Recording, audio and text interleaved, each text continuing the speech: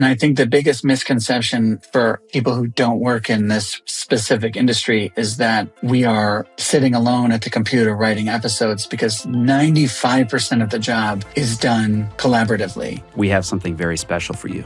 We're going inside the writer's room of Stranger Things with writer Paul Dichter to learn how the show got written and understand how creative teams function in a healthy creative environment. The Duffers were really underexperienced when Netflix told them they could showrun, create, write, direct that first season. They'd never really done it before. And they hired a bunch of people like me who also were really underexperienced. And it worked. And Paul has a theory as to why. And one camp is the people that you have to convince, the skeptics. And another camp is the enthusiasts who want to make everything work. And one move that he uses for the moments when the room doesn't agree with you. My first instinct is often to reject it. But if you sit with that note and you think about what the note behind the note is. Take us into the writer's room of what that's like. So our listeners, many are pursuing creative endeavors, but maybe they're different. And they don't realize that what you do, writing for a popular TV show, is not so unlike what they're doing, that there's debate and there's conversation and there's taste and there's sort of a feel for what should come next. What was it like in the writer's room as you were working through? Maybe you've got specific stories of points, critical turning points in the narrative where the discussion, the creative debate was particularly heated and you found some pathway forward. So it's the only time in my life where my expectations for what something would be were met. And it really was what my fantasy of the job might be turned out to be what the job is. And I think the biggest misconception for people who don't work in this specific industry is that we are sitting alone at the computer writing episodes, because 95% of the job is done collaboratively. In this case, for this show, was 6 people sitting around a table. There's a few whiteboards. In the first season, we were in a corporate office space on Sunset Boulevard. And after season 1, we went to Netflix and asked them to give us the budget for an office. And instead, we rented houses. And we just turned the living room of the house into our writer's room, because all you really need is access to snacks and a table. The snacks are very important. Yeah. But 95% of the job, like I said, is sitting around as a group talking about story, talking about what the arc of the season is, the arc of the episode, the arc of the scene. And it's not the case where a writer is in charge of a particular character or even a particular necessarily kind of part of the story. It really feels like a collaboration. Obviously, the showrunners are the decision makers, but it's a small group that gets to brainstorm together and voice their opinions and agree and disagree and figure out what the story is together. And if you spend 6 months, let's say, writing a season of television, 2 weeks of that time, you'll be in your office writing an episode. The rest of the time, you are at the table with everyone else, debating, arguing, telling embarrassing stories from when you were in junior high school, and trying to figure out what the show is telling you it wants to be. And it's incredible. It's the best job I've ever had. Tell us a little bit about maybe some of the visual artifacts you created, because you mentioned the whiteboards. I'm sure there was notes and maybe Post-its, but were there ever maps or drawings or sketches that you used to help give a point of view or tell part of the story? Yeah, definitely. Once we were deeper into the series, when we had a sense of the geography of not just Hawkins, but locations that we've seen before, part of the fun and the problem solving for a specific scene is to look at the physical space, a map of Hawkins, trying to figure out how we're going to get from this place to this other place and how long it might take to ride your bike there. Or if you've got a fight sequence in a hospital, trying to figure out, where the monsters are going to chase you and where you're going to go and how you're going to slam the door. So all that stuff it's really fun to look at either the architectural drawings or the location photographs, or sometimes by the end of the series, we're on Netflix on the laptop, scrolling through an old episode just on Netflix, trying to remember, oh yeah, look, the 8 balls in Mike's bedroom, we can use that for this moment, like things like that, which is really, became really fun. And sometimes, to be honest with you, you're maybe going on the Stranger Things wiki to verify some information because, inevitably sometimes you forget a detail or two, but the information exists. And it's possible that you forget a thing or two along the way, but yeah, and then obviously on season 1, as the creature design was starting to evolve and starting to look at drawings of different ideas for what a Demogorgon could be, and Ross and Matt we would look at them together and they would say, what do you think? Which one do you like? Which is the scariest? Which is so fun. It's so fun to look at, 10 different monsters and get to weigh in on them. It's the best. It's interesting to me about Stranger Things as a child of the 80s. Much of what I see in the series, it looks exactly like my childhood. And so there's an incredible attention to detail of the time and place. Because many in our audience are type nerds, they may or may not have caught that the Stranger Things logo is lifted from Choose Your Own Adventure. Like it's that is the type. And I recognize that only by feel, and then I'm like, wait a second, is that it? And then I look it up and there it is. There's so much of that where it's like, built into the fabric. I see a Spielberg E.T. scene. I see a Back to the Future reference. I see all these different things, but it doesn't hit you over the head. It's like baked into it. You're soaking in it, but it's not overt. So I'm curious, one, what does the research for the look of these things, like the feel of this? And then were there discussions about like, okay, this is too on the head. Let's dial this back. So the show had the most unbelievable craftspeople, production designers, and department heads, costumes, everything with the most insane attention to detail that makes the writers look like clowns in terms of figuring out those details. But something that might be of interest to you and your audience is even before the writer's room started on the first season, the Duffers made a lookbook, which was like a visual deck, basically, that they used to sell the show. And it was in the style of a 1980s horror paperback. And they did it themselves on Photoshop on their computer. And when we ended up changing the name of the show to Stranger Things during the writer's room on the first season. And there was a jar in the middle of the table and people were putting name ideas into the jar. I wish I could take credit for Stranger Things, but I can't. But anytime someone had a pretty good name, the first thing Ross and Matt would do is they would put it in that font and they would look at it on the paperback. And I think you could Google this lookbook. It's out there. But that instant hit of visual recognition of seeing the title in that context was essential to the decision-making for them to pick that name. And I think that Stranger Things worked in that font as a lost Stephen King novel, which was the feeling we were going for, which is really cool and a great way to kind of reverse engineer the feeling we were going for. And then to answer your other question about making sure it's not too on the nose, I think something interesting about Stranger Things is that most of the creative team, especially on the writing side, we weren't actually children of the 80s. We're a little bit younger than the characters from the show.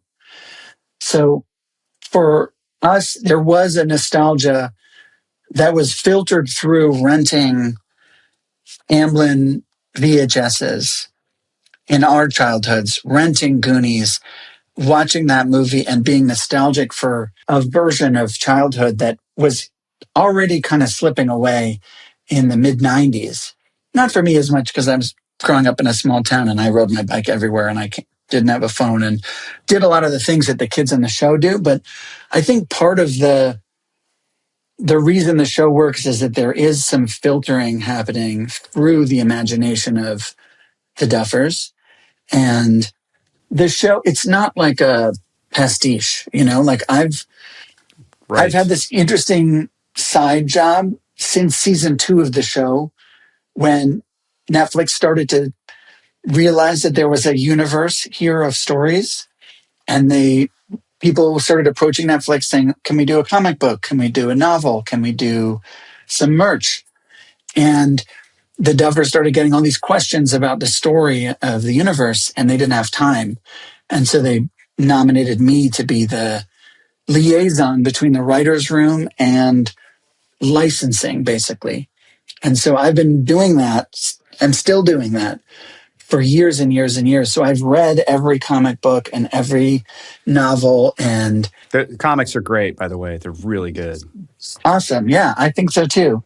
But one of the notes that I've consistently given to writers who are new to the world of Stranger Things is, you don't need to put in this many references to 80s pop culture. It's really not wall-to-wall references, because then it starts to feel more like fan fiction, which is totally fine. It's just not what the series itself is. It feels like more the lived-in version than us looking down on what that time was. And I think doing it with a light touch makes a difference. For some reason, it makes me think of, the difference between the spaceships in Alien versus the spaceships in Star Wars, and how the spaceship in Alien is old and broken down, and wanting to find that feeling that, like, if there's an incredible movie playing in the theater the week that the season is happening, like, of course, we're Googling the date. We're reading out loud all the movies. We're picking, we're being intentional about that because we love those movies so much. But we're also making sure that we're not drowning in the references. I think that's the key takeaway that I hope our listeners file in the back of their mind is restraint is so powerful. There's a lot of these references in Stranger Things, and it would have been very easy to become a pastiche, but it never got there. I felt like I'm in that place, I know this time and space, and I'm transported, and yet it's not, if it were done too much, it would undermine all of it. And a lot of creative thinkers, like, you get excited about, like, this cool idea or this reference, and you can't help but just hit it again, because it's so great. Music's like that too, where, you want to hit that note over and over again. And you do, and, like, all the power is lost. I totally agree. It feels more universal when it becomes a texture, an incredibly important texture to the series, but that it's okay if you aren't yourself a child of the 80s. It still works for you, and it also isn't kind of an overwhelming sensory wash of music, pop culture, toys, material culture. It's definitely more than window dressing, but it was never the central focus in the writer's room. The central focus is always on character and on who these kids are, and teens and adults, and what they're trying to get and what they want. Yeah. And if it's along the way you could throw in a never-ending story song, like, do it. Hell yeah. Of course. George Lucas said when all the new Star Wars movies came out, and he was sort of trying to grumble without sounding like sour grapes, he said, it turns out Star Wars is a movie series not about spaceships, it's about relationships, which is very true. Like, the spaceships happen to be there, but it's really about relationships. Yeah, absolutely. I mean, that's all stories. And I think that's why the show, but I think that's probably why the show resonates more than, people nostalgia for Dig Dug, which is too difficult for a modern audience to play anyway. Game is impossible. That's right. Yeah, I wasted many quarters on that in the supermarket growing up. What makes someone's work a work of art? Art takes countless ideas. Obsession over the finest details. And endless tweaks. Art inspires fresh thinking and new perspectives. It moves people and sets trends in motion. And what makes an artist? It's that one final act. The moment you say, I made this. That's why Wix Studio is making space for web creators to add a unique signature so you can own what you create. Make your mark. Sign your work on Wix Studio. So, speaking of relationships, friendship is one of the core themes of the show. And it's really cool to hear that you were friends with one of the Duffer brothers before the show even started. Friends have conflicts, and I'm sure there were conflicts in the writer's room. Maybe you could talk to us how you navigated some of those conflicts, given that you were friends before, and how that played into it. Yeah, it's a really interesting combination of working in the arts and having more of an artist temperament and having a 9-to-5 office job. So it's a kind of can be a unusual combination platter when you're in that writer's room, because some part of it is still, what are you eating for lunch and where are you sitting? And you're chewing very loud because you spend a lot of time with the same group for years on end.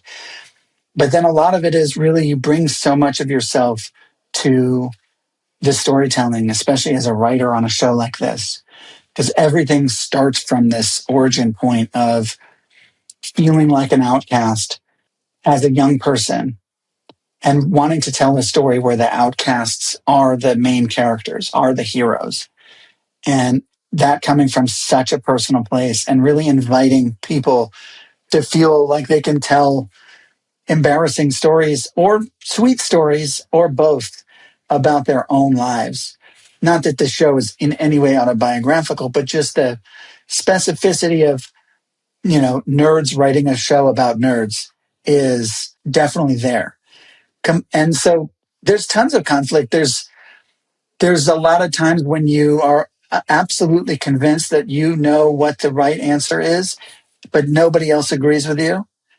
And you have to be conscious of starting to be annoying because you keep pitching the same idea over and over again. And sometimes you have to stop. And people, I think, sometimes find themselves taking on different roles in that room of the kind of gut check person. Does this feel right? Do you believe this? Or the person who is firing off idea after idea after idea. That was one of the things I think that maybe was my role was, here's a bad idea to get us talking. And I know it's not the right thing, but maybe it'll unlock one of you brilliant people to have a better idea. And it often did. The key here is that it's so collaborative. And especially as a writer, where the background is you're sitting alone at your computer, staring at a blank piece of paper or a screen, trying to figure out what the person in your head should say next. It's such an extraordinary experience to go from that to sitting across a table from super smart people who also love the same things that you love, but who hopefully come from different backgrounds and life experiences and points of view, and getting to have that spirited debate. Because I think the best version of the writer's room dynamic is one where people don't agree, where it isn't like obvious that, the next thing that needs to happen is this. And also on a great show, like with Stranger Things, Ross and Matt are sitting in the room listening to us debate and arguing with us and trying to convince us, and we're trying to convince them. And at some point, they go off and they make a decision. And sometimes it's what you thought it should be, and sometimes it's not. And fortunately for me, I would always read what they wrote and I would go, oh man, that's it. That's exactly it. How did you think of that? And then I would get annoyed and jealous, like all creative people should. But yeah, no. So tons of conflict, but all from this place of like best idea wins. And one of the magical things about Stranger Things specifically is the Duffers were really underexperienced when Netflix told them they could showrun, create, write, direct that first season. They'd never really done it before. And they hired a bunch of people like me who also were really underexperienced. Our composers, our production designer, some of the key pieces of the Stranger Things creative team who stayed with the show as long as I did for the entire run of the show. And it was people who were incredibly passionate and locked into what the story was, who felt really empowered to bring their best stuff to this. And so it created this amazing environment to feel comfortable throwing out 1,000 ideas and knowing that 950 of them are absolutely awful, especially by the end when it was the same core group for the last bunch of years in the writer's room. So we really knew each other extremely well. And you also knew halfway into the first sentence of your pitch that it was garbage and no one liked it. But you would finish anyway because somebody else would have a brilliant idea. And you try to get somebody else on board so you can go together and bring force in numbers. I think a little bit, I actually haven't seen the documentary, but I think maybe a little bit of that is in there. It's a really fun, creative environment. It really is. Yeah. It's interesting what you describe as sort of like, here's a team, most everybody is green, and yet there's something really powerful there. There's a shared passion. There's a shared dedication. Maybe there's like a hunger that might not be there if there were a bunch of veterans. But I'm also curious, creative collaborative teams, there's like a chemistry, like when you're in a creative team that's really humming, you definitely know it and you feel it, and yet you can't really put your finger on it. I'm curious if, looking back on those 5 seasons, you said like a decade together, if you could pull it apart and say like, okay, here are the elements of what makes that really healthy creative environment. This is something that I've talked to the other writers about on the show about a little bit, because we have tried to do this to some extent, not trying to recreate what it was, but out of curiosity. And I think inevitably in this process, you do end up feeling like you've got different camps, and one camp is the people that you have to convince, the skeptics. And another camp is the enthusiasts who want to make everything work. I'm definitely an enthusiast. And someone has an amazing idea and you just become obsessed with it. And you're like, how do I get this amazing idea into the show? And just try to shoehorn it everywhere you can.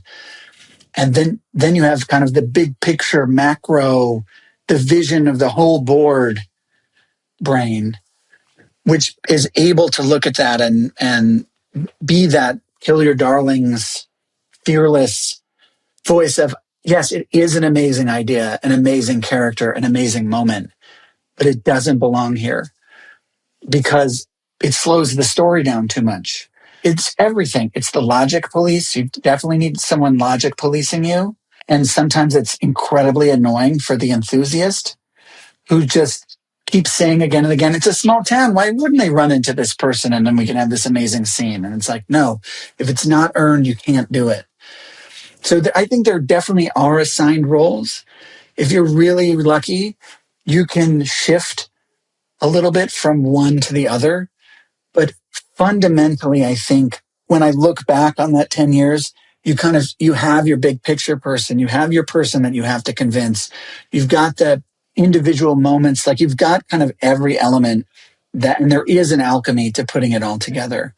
Definitely. And also the institutional knowledge by the end of the series to be able to remember, oh, there was this moment that happened seasons ago, 8 years of real time ago. We put this moment in. Let's circle back to that because it's the best when you can call back to those moments.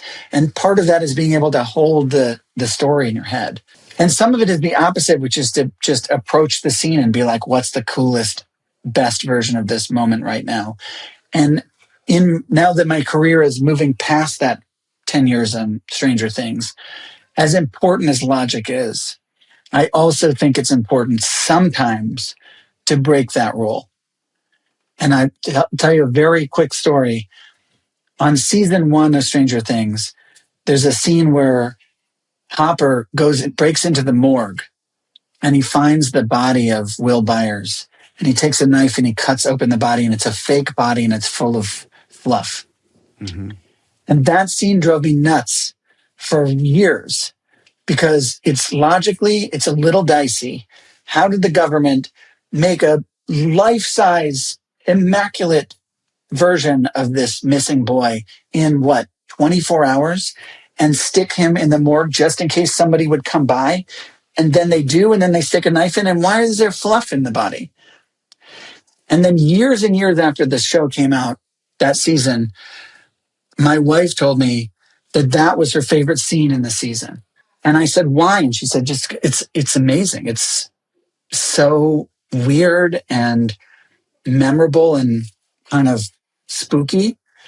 And it's hard for a writer, especially in a group context, to raise your hand and say, hey, this doesn't make all the sense in the world, but we should do it anyway. But I think if you pick your moments and you do it once a season, once a project, once in a blue moon, you do it because it's awesome. And because you could just barely conceive of a world where you get away with it. And that was a piece of wisdom from my wife, of me now remembering, oh yeah, it's great. And we had to do it. And sometimes you do have to shape the story around that. Not too much, because then you lose your audience. But a little bit of that, I think, is very effective. And I think when people lose sight of that and they stay on those guardrails, that's when you stop surprising your audience. That scene definitely stuck with me too, is just really kind of like setting the tone and so surprising, and kind of like a bit of X-Files vibe to it. And yeah, exactly. It's great. It's also alludes to the depth of subterfuge and what must be at stake if they've gone to these lengths, and like what skills they have that we're not aware of. So exactly. Everything should be questioned is basically what that scene says. Everything should be questioned, and we're sending that message without words, without dialogue, without exposition. We're doing it cinematically. We're doing it visually. We're doing it with filmmaking. I mean, everything is filmmaking, but you know what I'm saying? Like, yes. any opportunity you can find to show, don't tell. Exactly. YouTube tells us that about 43% of you who are watching Design Better videos are actually not subscribed. And that's a bummer, because we're spending a lot of time producing in-depth videos, really interesting interviews with people in design and technology backgrounds, people who are exploring the creative process in unique and novel ways. And we want to make sure that you get access to everything that we're producing here for free on YouTube. So could you take a minute, just a quick second, hit that subscribe button. And if you want, you could hit the bell as well so you don't miss anything that we release from Design Better. Thanks. You mentioned that, some people who are lucky can switch their perspective a bit. So maybe you're the enthusiast, but become the skeptic. And I'm curious, there's a while back we had Johnny Ive come to our class, and he talked about this book that's called Six Thinking Hats by Edward de Bono, which is exactly that. Is that like the black hat is the person who tries to figure out like what would the worst case scenario be, and then there's the green hat. I'm mixing up the colors, but the green hat's the optimist. Do you ever think, or anybody in your team think about how you might intentionally kind of switch your thinking hats around? Ooh, that's a great question. I mean, we bat around a phrase a lot, and batted around a phrase in the room, which is, what's the note behind the note? Because sometimes you get a creative note from one of the stakeholders and you really don't like it, or you really don't agree with it. Sometimes you don't understand it. And my first instinct is often to reject it. But if you sit with that note and you think about what the note behind the note is, sometimes it actually unlocks an amazing idea. And that, to me, is a hat switch to some extent, because it's easy for me to say, I know what the story is. I've been doing nothing but thinking about this for months on end. And this note is wrong. And I want, and if I was the showrunner, my instinct is to write back and say, no, in bold. But then you sit with it and you think about it and you walk away and you come back and you realize that the note behind the note actually does scratch at something that needed to happen in your story. And the key to taking off your hat is to be able to let go of that thing. And that is an acquired skill, and it is not easy. And it's a constant challenge.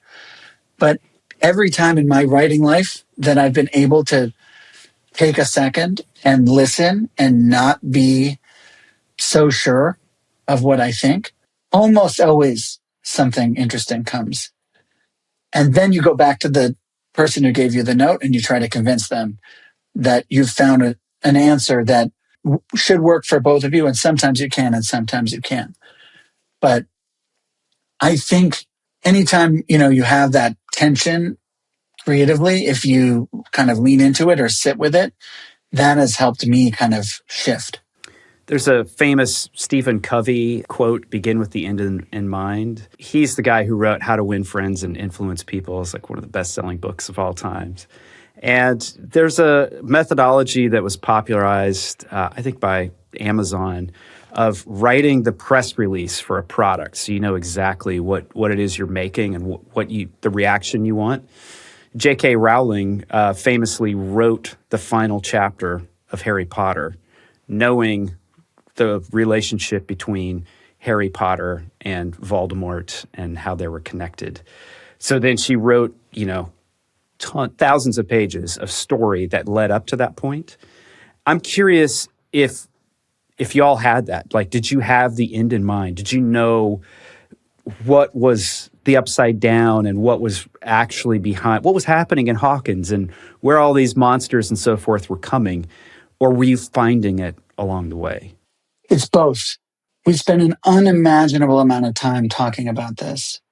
And it felt like it was a combination of driving towards an inevitable conclusion that was years in the making, that we've been breadcrumbing along the way for years and years. And also staying open enough to listen to the story and give ourselves the permission to find surprising answers to questions that we thought we knew years back.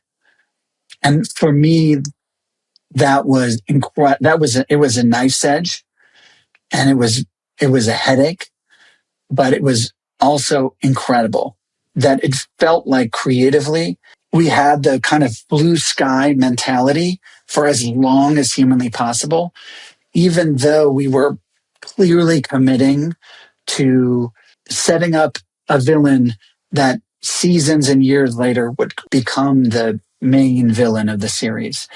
So it's not like we had that final chapter in a safe, at the end of season 1 of Stranger Things. But at the same time, it was part of the DNA of the storytelling from day one. And I don't know how the Duffers did it, but for me, it was a really successful and exciting path through this story that allowed for discovery. And there's plenty of that discovery along the way because filmmaking is such a collaborative medium. When we cast Joe Keery, I was the writer's assistant, but when they cast Joe Keery on season 1, that character was not intended to become the Steve Harrington of the series. But there was an alchemy and a chemistry between that actor and that role. And we started writing towards that. And that character ended up being a huge part of the series. And I don't know that would have happened with a different actor. And that's true about so many of the roles and facets and pieces of that story. I had to look up the attribution, but at least the internet seemed to say it was Aristotle that said a good ending should be surprising but inevitable. Like this is the way that it needs to turn out, but you're still surprised. And I won't give a spoiler for anybody who hasn't seen the last season, but what Joyce Byers does at the end is certainly surprising, but maybe inevitable with the final bad guy.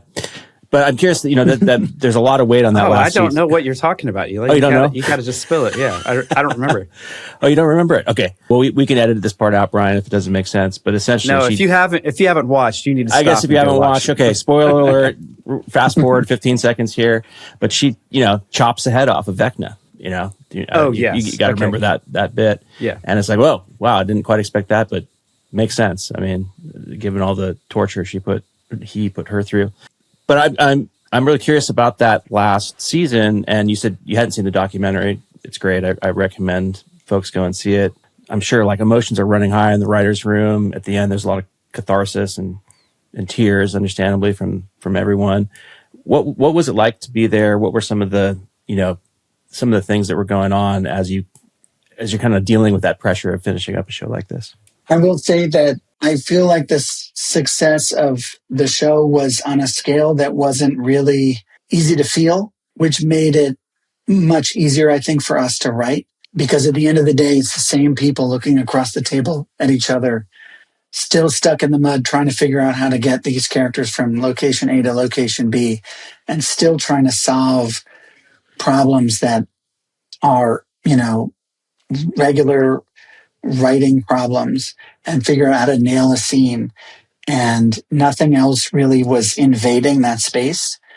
And only very occasionally, especially in the early going of the show, when some hero of the Duffers would poke their head in from the outside world and send them a note, and it would spin them out.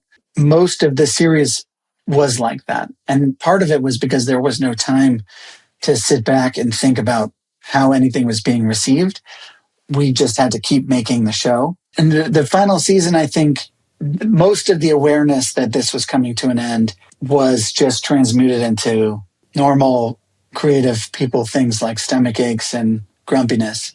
And then I actually went to Atlanta, and I was there for the table read for the final episode, which I did not write. And it was a very small group. It was just the cast and a few of the creative folks. And the cast was reading the script for the first time. And they genuinely didn't know what was going to happen, or if they would live or die, or I think they probably knew some stuff, but it was pretty brand new. And as the cast was reading it, I think I saw it sink in for the actors, a lot of whom were children when the show started and who are now adults. And as they were reading the last episode, they were realizing that it was the last episode. And the themes of the show about coming of age and growing up and moving on and letting go were directly speaking to them as actual human beings. It was like a core memory. It was a devastatingly emotional moment in my life.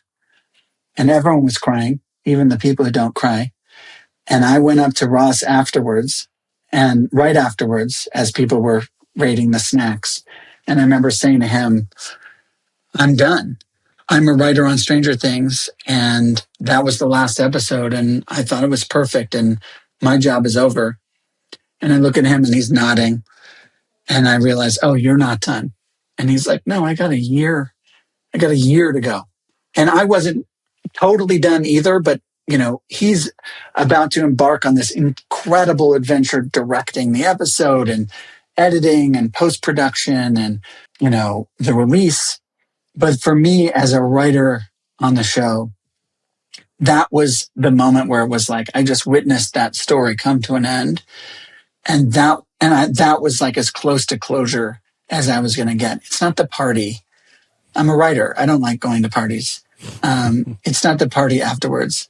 And, it means a lot when someone comes up to me and tells them that they love the show, and I'll never get tired of hearing of it. But it's really those individual moments, one story from someone or someone's kid making them a handmade birthday card. That's more than ratings and success.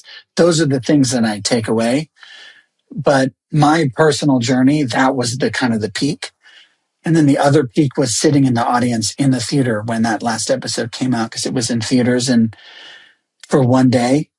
And I went, and Ross and Matt were there too. And one of the other writers was in the room, and we were didn't really announce ourselves. We were just sitting there, and we watched the final episode with a couple hundred people who loved the show. And that was pretty amazing. That's so great. You gave us a look inside of the writer's room and the creative process there. But I presume that part of the creative process is how the ideas and the story are expressed by the actors. I mean, you had an amazing cast who, all of them gave great performances. Was there any sort of pushback or conversation from actors where they're like, hey, this doesn't quite make sense. My character wouldn't do this, or they have some memory of a prior season and an activity that contributes to the story in some way? I think certainly by the end of the series, everyone was really aligned, but we definitely had visits to the writer's room from some of the actors. We had some great conversations about what they thought their character would want, what they thought their character's history was. And we tried to integrate some of that stuff into the series and some of the bigger moments. I feel like this is more of a question for Ross and Matt, who really were in the trenches with that amazing cast. But yeah, absolutely. I mean, that's a huge part of the collaboration, is seeing what those people do with the words. And they have, especially on a show that goes for that many years, especially on a show where you start off and you're a kid and by the end you're not. I think the ownership that the core cast had over their characters was extraordinary. And I think they also put a huge amount of trust into us, and especially the Duffers, to do right by them as characters. Wix Studio and Pantone present the Color of the Year Web Capsule, a collection of web design assets curated in the rich tones of Mocha Mousse. Pre-designed for creative momentum, customizable for creative freedom.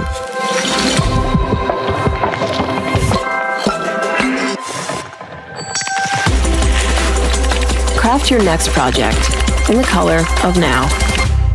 Exclusively on Wix Studio. We got to ask about the Kate Bush song, which my kids love now, Running Up That Hill, and the decision to include that and other music in the film or in the movie or in the TV show, because the music was such an important part of the story. I think that's a huge part of the process. I don't take any of the credit for that whatsoever, but I know that the Duffers, alongside their, the department heads who work in those departments, spend a lot of time listening to music and trying to find that exact emotional feeling. It's all about emotion. And then when you find something and it works, I mean, one of the highlights for me of this entire experience was seeing that song, that Kate Bush song, kind of climb up the charts and grab onto young people who maybe didn't even know who she was, because it's a great song. That's, for me as a writer in the room with the whiteboards and the snacks, that is magic for me, just like it's for anybody else in the audience.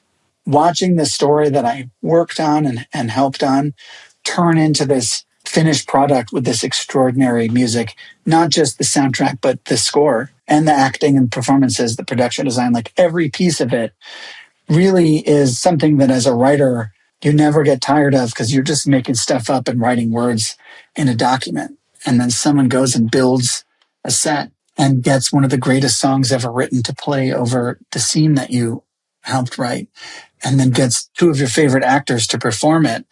I mean, it is an extraordinary feeling. Paul, we have a friend named James Buckhouse who most recently works in tech and in the venture capital world, but his original background is in film and animation. So he worked with DreamWorks on Shrek, and he worked on Matrix. And one of the things that he would come and do and help on these movies would take a look at a scene and it wasn't working. And most often what was happening was there was no transformation or change to the characters for the scene. So if you're talking about Shrek, in one scene, Shrek would have to come in angry and leave happy, or, that's simplifying things a bit.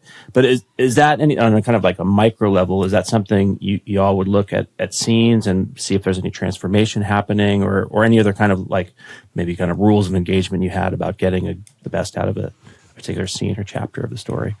100%. I think that the show, in my opinion, moves really quickly, even as you get into the later seasons and the longer episode lengths. And part of the reason it feels like that is because there is an engine to every scene. And a huge part of that is finding conflict between two characters to drive the scene so it doesn't feel flat. And putting people in conflict, having their things that they're trying to get be in opposition to the person they're talking to. So that on a scene by scene level, you need an engine that drives you through to the end of the scene. And often it's conflict. And then on a season wide level, especially in the earlier seasons, we would often dedicate one of our whiteboards to the arc of the season. You would have each character's name, all 19 main characters of the show, and you would kind of track them across 8 episodes.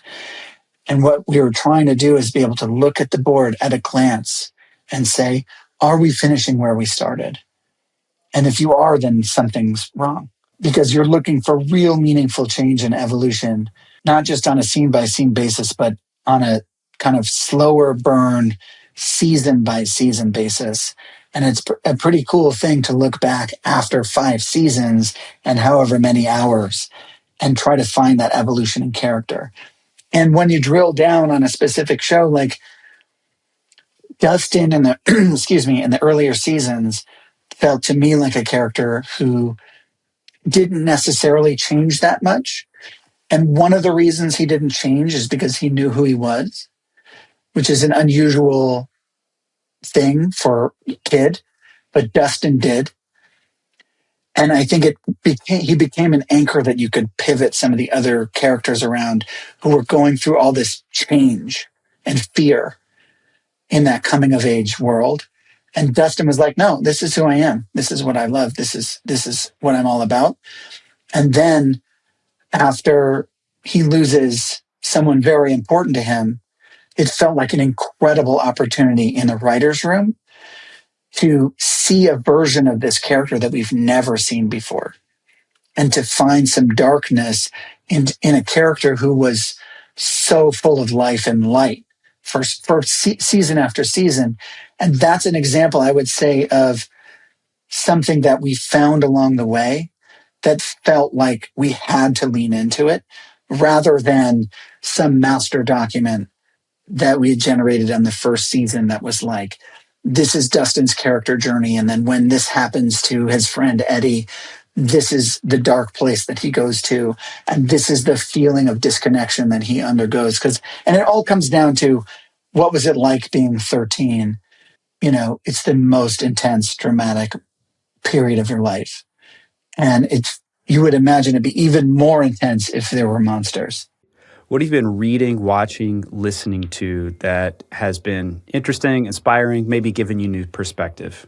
Well, I love books. I love old science fiction books. That's my favorite thing and has been my favorite thing for a very long time. One of my favorite authors is this British science fiction writer named John Christopher, who wrote a lot of great books in the 50s and 60s and 70s. A lot of them are in the young adult genre. And I've been rereading some of those recently. And I think they're wonderful. And I would recommend them to everyone. And then music. I've been listening to the Grateful Dead recently. Interesting. Okay. Yep. Which is another interesting wormhole. I'm new to this world. My wife got me a cool Grateful Dead t-shirt, and I thought I better start listening to this music in earnest so that I can have the right to wear this shirt. And I actually found this, somebody has made like a little Grateful Dead piece of physical hardware that taps into the thousands and thousands of hours of live recordings on the internet. And it's like a streaming box, but it only plays Grateful Dead. And you have to build it yourself and like do a little soldering. So that's like a project. No, but it should be. That's a missed opportunity. It should be. Yeah, like a Teddy Ruxpin. That'd be awesome if it just spoke to you. Totally. Paul, did you ever, on the sci-fi front, did you ever read Hyperion by Dan Simmons? Of course. Yeah. I nominate you to turn that into a series, because somebody needs to make a show out of that. It's such a great book. No, that'd be amazing. No, I love those books. And I actually love the 3rd and 4th books in that series, Endymion, which is a different vibe, but it's set like a few hundred years after the first book or the first 2 books. And it's one of the most unbelievable feats of world building that I've ever seen, because it takes all the things that happen in the first Hyperion, and it basically says what would happen 300 years downstream from this. Totally mind-blowing. I those books are great. current, like, age of AI anxiety, the sort of scenario that it plays where there's three sort of camps of AI, one that's sort of anti-human, one that's pro-human, or at least you think, and then one that's neutral. It's a pretty interesting scenario that, possibly the future that we're looking at right now. It's true. Yep. Well, Paul, I just want to say thank you, and thanks to the Duffer Brothers, the cast, everybody involved in creating Stranger Things. It was such a joy to watch with my family. And I feel like my kids understood my childhood better because I had these opportunities to explain, like, that's what my life was like growing up. But we just had a great time. And it's very, very hard at this point with a 12 and a 15-year-old to find things we're all excited about. This past Christmas, my children would not go to bed until we had finished everything that had been released. So thank you. Thank you. I mean, that's my favorite thing to hear. And I think the other writers and the creators of the show feel the same way. It means so much to us. And those are some of our favorite memories growing up too. And I also think that a secret goal of ours over the years has been to try to introduce some of these movies that meant so much to us when we were young to a new generation. And hopefully young people finish the show and go discover some of the Spielberg, Carpenter, Wes Craven movies that we grew up watching. And we can kind of continue to pay it forward and make sure that the young people coming up still love storytelling and things made by people. Yeah. Thanks for being on the show. Thank you so much for having me.